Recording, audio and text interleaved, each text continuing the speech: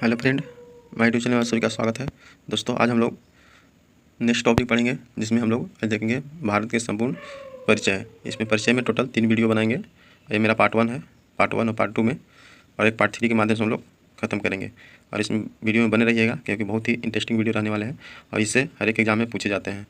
और जो भी दोस्त अगर मेरे चैनल पर नए हैं तो चैनल को सब्सक्राइब कर ले, साथ में बेल आइकन दबा लें। चलिए वीडियो के माध्यम से देखते हैं।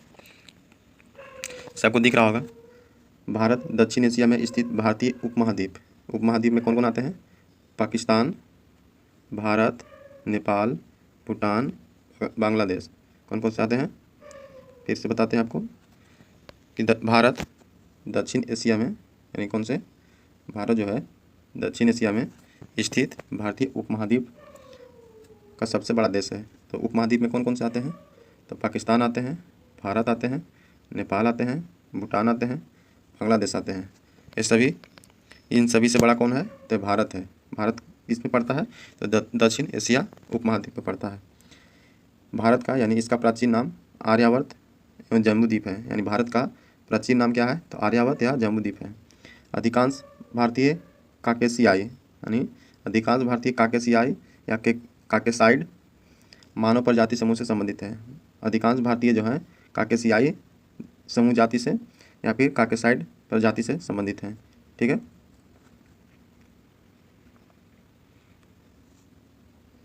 सर्वप्रथम ईरानियों ने भारत को हिंदुस्तान कहा था। अगर आपसे पूछा जाए कि किसने भारत को हिंदुस्तान बोला था, तो ईरानियों ने बोला था। किसने बोला था? तो ईरानियों ने।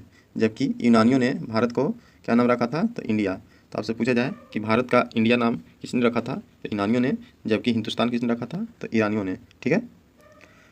भारत के उत्तर में, भारत के चौहद्दी की बात कर रहा है, तो भारत के उत्तर में कौन कौन से हैं? तो नेपाल, भूटान, चीन। भारत के उत्तर में कौन कौन से हैं? नेपाल, भूटान, चीन। ये सभी अंतर्राष्ट्रीय सीमा है। जबकि दक्षिण में श्रीलंका, हिंद महासागर है। दक्षिण में क्या है? श्रीलंका और हिंद महासागर। ठीक है।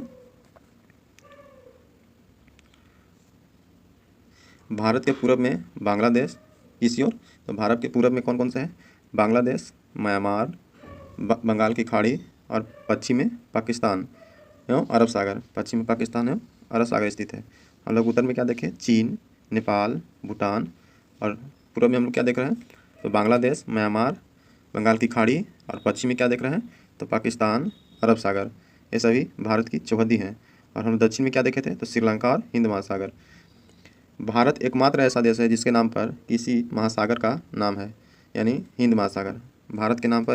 भारत एक ऐसा देश है जिसके नाम पर हिंद महासागर का नाम रखा गया है, हिंद महासागर। तो भारत एक ऐसा देश है जिसके नाम पर किसी महासागर का नामकरण किया गया है, तो वो महासागर कौन सा है? तो हिंद महासागर है। ठीक है।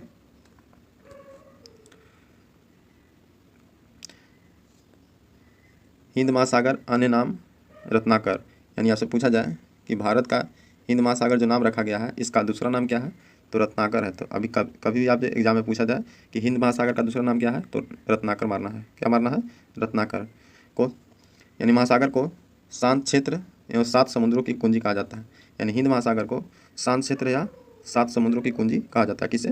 तो हिंद महासागर को। और हिंद महासागर का दूसरा नाम क्या है? तो रत्नाकर। ठीक है। तो आप इसको स्टार लगा लीजिए क्योंकि एग्जाम में से पूछे जाते हैं। हिंद महासागर का पश्चिमी भाग अरब सागर, यानी हिंद महासागर का पश्चिमी भाग जो है अरब सागर। कौन सा? अरब सागर। एवं पूर्वी भाग बंगाल की खाड़ी। कौन से? पूर्वी भाग बंगाल की खाड़ी कहलाता है। भारत में समुद्र तल से औसत ऊंचाई चेन्नई के समुद्र तट से मापी जाती है। भारत में समुद्र तल की औसत ऊंचाई किससे मापी जाती है? तो यह चेन्नई के समुद्र तट से मापी जाती है। ठीक है।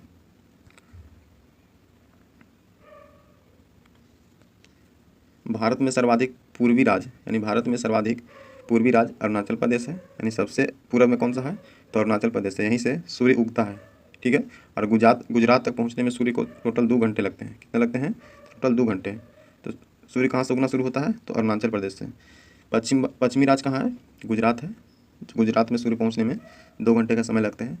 उत्तरी राज्य हिमाचल प्रदेश है, यानी उत्तर में क्या है? हिमाचल प्रदेश। और दक्षिण में तमिलनाडु है। ठीक है। तो भारत में सर्वाधिक पूर्वी राज्य कौन से है? तो अरुणाचल प्रदेश। पश्चिमी राज्य कहे तो गुजरात, उत्तरी राज्य कहे तो हिमाचल प्रदेश, और दक्षिणी राज्य कहे तो तमिलनाडु।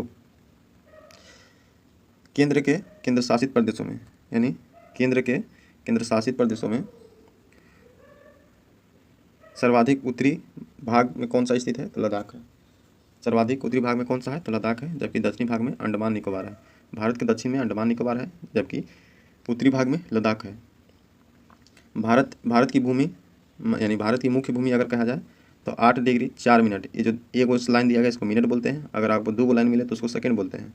तो भारत की मुख्य भूमि कैसा है? तो 8 डिग्री 4 मिनट से 37 डिग्री 6 मिनट उत्तरी अक्षांश। कौन सा?